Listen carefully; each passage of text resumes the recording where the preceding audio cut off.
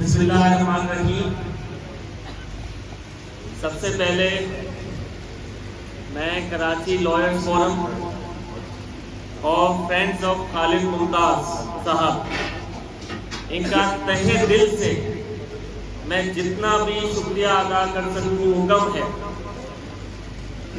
Sindh bar council का जो election है, इसमें इस तरीके का सपोर्ट बहुत कम लोगों को नसीब होता है और आप लोगों ने हमारे कैंडिडेट को इस तरीके से खुले दिल से सपोर्ट करके और एक प्रोग्राम यहाँ पे मुनक्किद करके आप लोगों ने हमें जो मोहब्बत बख्शी है उसका बहुत बहुत शुक्रिया।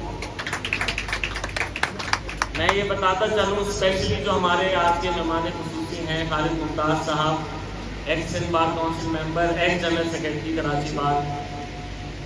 इन्होंने हमेशा, स्पेशली जब मैं भी कराची बार में ट्रेजरर के इलेक्शन में आया था, इन्होंने जिस तरीके से मुझे सपोर्ट किया, इनकी पूरी टीम ने जो सपोर्ट किया, मैं अब इस स्टेज से खास तौर पे सर का बहुत शुक्रिया अदा करता हूँ।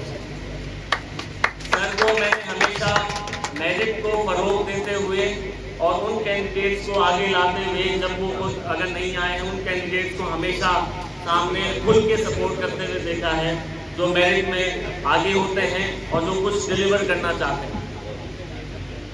मैं स्पेशली क्योंकि जो सीनियर्स हैं फ्रेंड्स ऑफ खालिद मुमताज के ग्रुप में और जो कराची लॉयर्स फोरम के, उनसे तो वालिद साहब की कॉन्फ्रेंस है, मैं स्पेशली 3 नाम जरूर लेना चाहता हूँ जो यंगस्टर्स मेरे साथ जो दोस्त हैं, मेरे भाई हैं।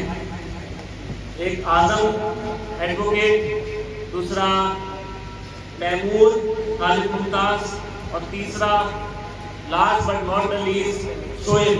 मैं इन सब के लिए स्पेशली आप सबको कहूँगा कि इनके लिए ज़रूर क्लैपिंग हो। ये सब इन सब की मेहनत है जिसकी वजह से ये यहाँ पे आज हम जमा हुए। सिर्फ 2 बातें करूँगा। सिंध बार की सीट बहुत अहम है। मैं सारी स्पीचेस में, क्योंकि मेरे से काफ़ी सीनियर लोग यहाँ बैठे हैं, मैं सिर्फ 2 बात करके, सिंध बार का जो मेंबर होता है उसके पास बेतहाशा पावर होती है। कराची बार एसोसिएशन के जो अहदेदार होते हैं उनके पास रेगुलेटरी पावर नहीं होती, उनके पास इनरोलमेंट्स की पावर नहीं होती, उनके पास डिसिप्लिनरी एक्शन की पावर नहीं होती, उनके पास ट्रेनिंग की पावर नहीं होती, क्योंकि जो मेजॉरिटी ऑफ फंड्स है वो गवर्नमेंट से काउंसिल के पास आता है और उनके पास वो पावर नहीं होती जो वुकला के जो नुमाइंदगान होते हैं, वुकला की ख्वाहिशात को, वुकला की उमंगों को 5 साल तक गवर्नमेंट के साथ जो नेगोशिएशन चलती है, किसी भी हवाले से वुकला के इंटरेस्ट को अगर कोई गवर्नमेंट की पॉलिसी हिट करती है, चाहे वो आईनी पॉलिसी हो, चाहे वो कोई लॉ हो, चाहे वो कोई रूल्स हो, उस हवाले से 1 नवंबर को जो आप वोट अपना कास्ट करेंगे, ये वो डिसाइड करेगा वो वोट आपका कि अगले 5 साल तक आप ऐसे शख्स को चुनने वाले हैं जो अगले 5 साल तक गवर्नमेंट का, आपका, गवर्नमेंट के सामने आपका एम्बेसडर होगा। क्या आप ऐसे शख्स को चुनेंगे जो सियासी मसलतों में आकर काले कोट की इज्जत को खराब करें? क्या आप ऐसे शख्स को चुनेंगे जो ऑब्वियसली, जो आजकल हमने देखा है कि एस्टेब्लिशमेंट के सामने सर निगू होकर मामला को खराब करें? क्या ऐसे शख्स को चुनेंगे जो लसानी बातों पर आगे चीज़ों को लेके जाता है? क्या ऐसे शख्स को चुनेंगे जो मेरिट को आगे बढ़ो पे, जो खिदमत करने आ रहा हो, जो एक प्रोफेशनल वकील हो, जिसने जो स्पेशली जो बार बार इन मामलात में, सियासी मामलात में इन्वॉल्वमेंट ना करे और सीट को अपना वो ना समझे, हक ना समझे, बट वो आप लोगों की खिदमत के लिए आ रहा। स्पेशली उसने जरूर वो तकलीफें, वो मिडिल क्लास वकील की तकलीफें, वो लोअर मिडिल क्लास वकील की तकलीफें जरूर देखी हो, जो प्रैक्टिस में हम लोग फेस करते हैं, जो छोटी भरते वक्त फेस करते हैं, जो FIR निकालते वक्त फेस करते हैं, तो बेल करवाते वक्त फेस करते हैं। जब लॉयर्स, जब स्पेशली जज को ऑडियंस नहीं देती तो क्या मसाइल होते हैं, जब से लॉयर्स को ऑडियंस देता है हाई कोर्ट में जो मामला चल रही है, पुरानी भूल गई है, जो प्रैक्टिसिंग वकील यहाँ बैठे हैं जानते हैं ये मामला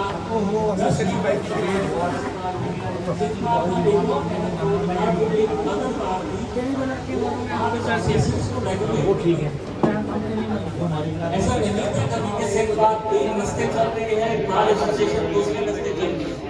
अभी स्पेशली सिंध बार का एक मदद रोल बहुत जरूरी है, जो बार एसोसिएशन को भी रेगुलेट करे और उनमें अगर कोई मामला ऐसे पाए जाते हैं जो काली घेरे जो हमारे साथ साथ पूरे फ्रेटर्निटी का नाम बदनाम होते हैं, उन पे भी चेक एंड बैलेंस करें। जिस प्रोफेशन में मेरा ये मानना है दो अहम रोल एक सिंध बार के मेंबर के होते हैं कि किस शख्स को वकील बनना चाहिए और किस शख्स को वकील रहना चाहिए। वकील बन चुका है, whether he should remain as an advocate or not.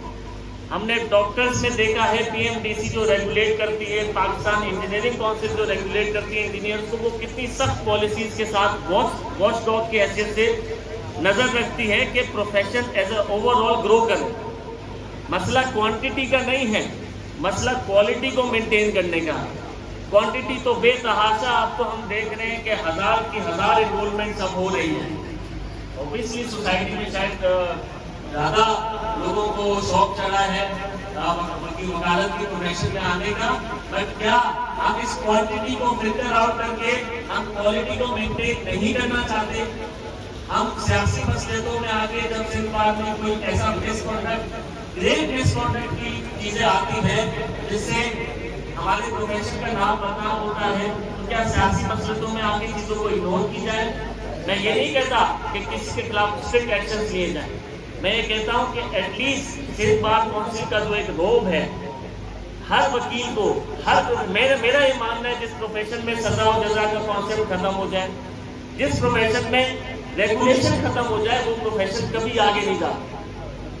तो सिंध बार के मेंबर जो 1 नवंबर को आप चूज करने वाले हैं, ये सब रोल उसके अंदर होने चाहिए। वो एक प्रोफेशनल वकील होना चाहिए।